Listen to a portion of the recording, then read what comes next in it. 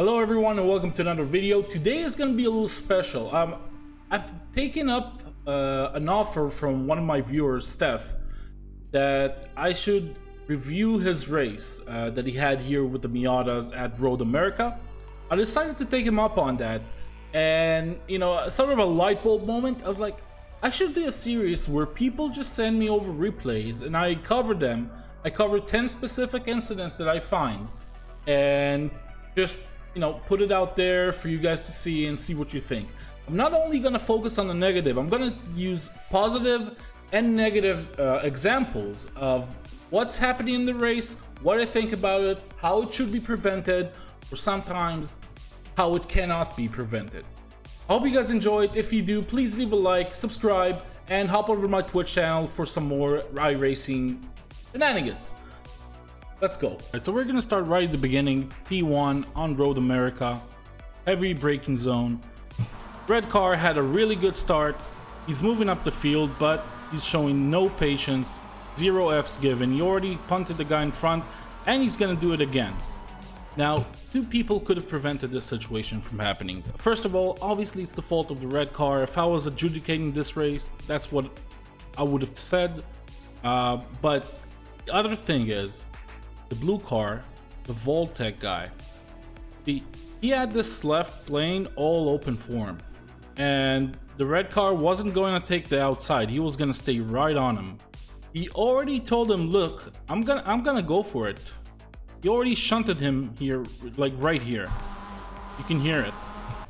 Once someone does that to me, I'm not gonna go on the defensive. I'm not gonna let him be 1 inch from my rear bumper into a corner that's a heavy braking zone. So all he had to do is go to the left and avoided this entire situation. Let the red car dive bomb and go on its merry way. The red car still not showing any patience. This car is obviously braking because of the blue car coming across it, and still 0 F's given. More power to him. He gained a few positions, but probably not the best way to go. This is a 30-minute race, mind you. And in a 30-minute race, I would try to avoid damage this early on. Okay, we're coming along to turn number 2. This is a really good example of showing patience and, just long-windedness, I guess, if that's a word, on an early stage of the race. Steph had a door wide open to him, but cold tires, it was very early in the race, and he was about to get a lot of draft from the back straight coming up. So he showed a lot of patience here, just by hanging back, not going for that door that's open, and now he's just gonna creep back up to the green car by the time he reaches turn 3. Okay, so we're coming up to the infamous turn number 3, and there's a few incidents I want to talk about here. First, look at this dive bomb. He broke way too late. Now, technically speaking, if the track was wide open for him, that would have been a great drive, but too many cars up ahead of you to dive in like that. The car here, the other green car, you didn't even see him. He came up so late into the corner. Technically that was his line, but you can't really expect for someone, while he's looking for the apex, focusing on his downshifts, focusing on his braking and letting off the brake pedal, while he's doing all that, to notice you when you coming in this late. He was already turning into the corner as he showed up. That's a dive if ever I saw one. And there's another incident here. It's not that big, but the guy got spun around due to some netcode, I think. Let's check that out. I think it was a little bit of netcode here. Well, you can claim netcode, you can claim contact, but he got spun around. Basically came to a dead halt on the apex, and yeah, he just got the worst of it, really. That's pretty much game over. So this is just a classic incident where someone is leading the race. This guy is actually in first position at this point, turn number 4, and it looked like he took the corner quite well, right on the edge. But again, you gotta keep in mind your tires are still cold, and when that happens, the car's gonna be a little unpredictable. And in his eagerness to stay in the lead, he overdid it, too heavy on the throttle. You can hear it. I'll play it back for you guys. You can hear his throttle input, even though you can't see it. Should have been a little more patient there. Maybe let off for a second. This race was pretty much over at this point. Okay, so this is a really good example of what to do when being followed and what not to do when you're following. We're coming up to the final corner of the circuit. Big, long straight after that. Alright, so what's going to happen is the green car is going to brake late and the orange car is going to brake early. Now, the green car braking late, putting both cars at risk, is also endangering his speed on the exit. Basically, he's compromising all his exit speed in a chance of a dive bomb, which wouldn't have been possible using that line in the first place. The orange car did the smart thing. He braked a little earlier, he lined himself up correctly, and he's already on the power. You can see the back end gets out a little bit. He's already on the power much earlier than the green car, and he's actually catching up to the leaders. And he's gonna be much safer throughout the straight now because he created that gap, that safety distance. So well done to the orange car. Green car should have been a little more patient. That's a word you're gonna hear a lot in this video. And maybe focus on the exit as well, especially if you're following and you're coming up to such a big straight.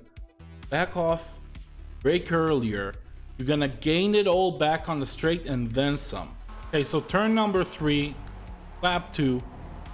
A good example of what happens and what you should do when you dive bomb.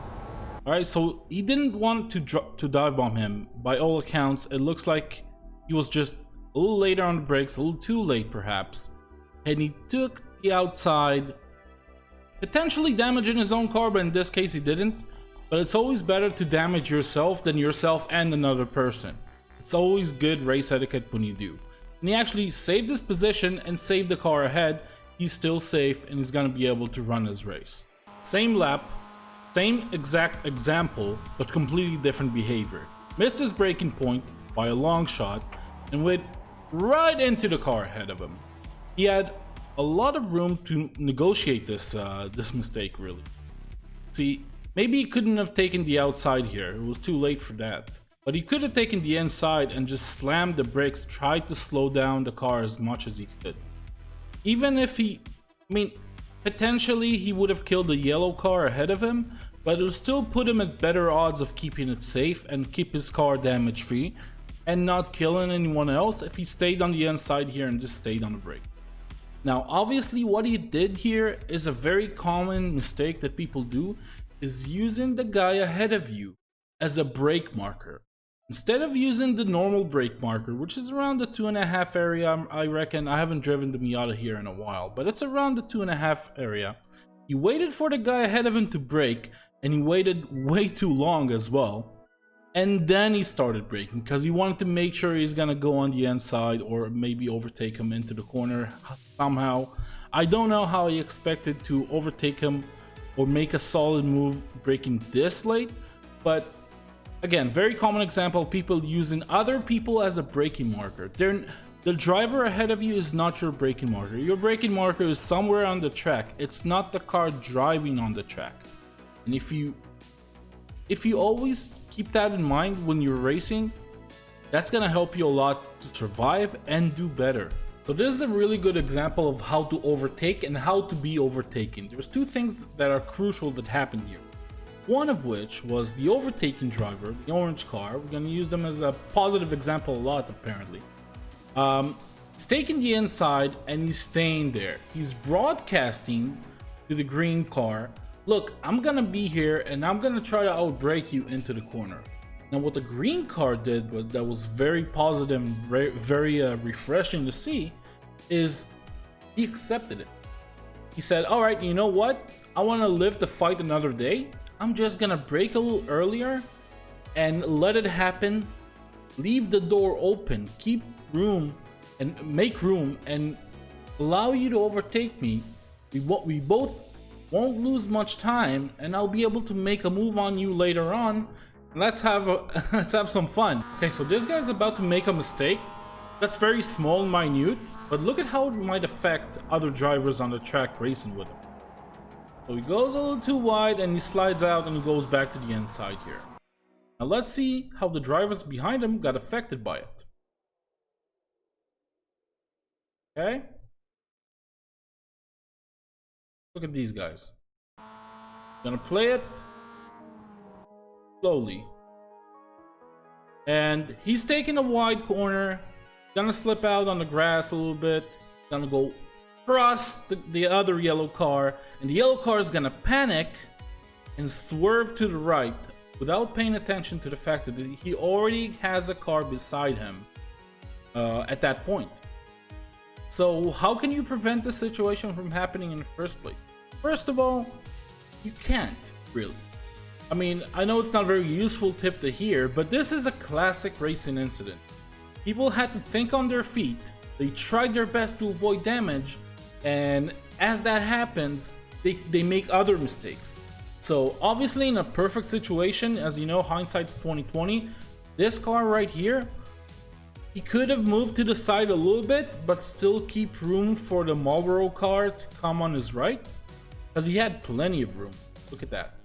Plenty of room from it, but from his point of view, it's very easy to judge him at this point, but I try not to, because from his point of view, there wasn't a ton of room. I don't know if he's running triples or ultra wides or VR, or maybe he's just using a 24-inch single screen that's 3 feet away from him, and he can barely see anything as it is. You can't judge that situation and say, oh, he should have done this, he should have done that. He actually tried to avoid damage, and by doing that, he caused damage to another car and himself as well. The one thing to learn from this situation is don't be quick to judge. After something like this happened, don't get on the comms cussing and telling the other guy he's an idiot and you shouldn't be racing here and whatever. Wait for the replay. Okay, so there's another incident with this group that I really wanted to talk about, and this will be the last one for this video. There's a few mistakes being done by a couple of drivers here I wanted to talk about. So first of all, not this driver, let's talk about this car, right? So he has the speed coming from the straight. He's much faster than the red cars in front of him, but he overdoes it. He touches the grass and he brakes way too late, causing a massive incident and practically ruining his own race. Again, using other cars as a braking marker. Don't you dare outbrake them, because the red cars ahead of him, the Marlboro car specifically, braked way earlier and it was actually going slower than the yellow car. That's the first mistake that caused this incident. Now, I want to talk about another driver here. This little guy right here. He was overtaken on the straight and he lined up behind the Marlboro car. Perfectly fine until he hit him. Basically, used the Marlboro car as a braking marker again, which is, as I've said, it's gonna happen a lot, but you should always try to avoid that. Red car brakes, Marlboro car brakes, he brakes way later. Brakes here, gonna brake like 30 feet, I don't know, 15 meters after the Marlboro car brakes. So inevitably, it's gonna punt him. It's gonna send him into the yellow car, which is gonna cause more mayhem. I don't know how the Marlboro car survived that one. Seriously, he was pretty lucky. He survived several punts, and the only guy that really suffered from it, well, besides the damage the Marlboro car got, the only guy that really suffered from it was the yellow car. It kind of got his race ruined because of it. So those were my 10 examples. I hope you guys enjoyed this video. If you did, again, hit the like, subscribe, and hop over to my Twitch channel. Send me over replays. Drop by the Discord, put it on Google Drive or something, and send over your replays. I'd love to see them. I'd love to commentate on that. It's actually really interesting for me. I really enjoyed it. Hope you guys did as well. Have an awesome day. See you all next time.